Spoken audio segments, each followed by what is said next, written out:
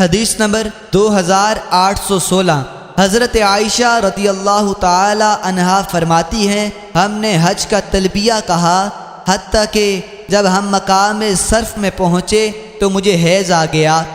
رسول اللہ صلی اللہ علیہ وسلم میرے پاس تشریف لائے تو میں رو رہی تھی۔ اس کے بعد محبشون راوی کی حدیث کے مطابق ہے، گزشتہ حدیث کے مطابق، لیکن حماد کی حدیث میں یہ بات نہیں کہ نبی اکرم صلی اللہ علیہ وسلم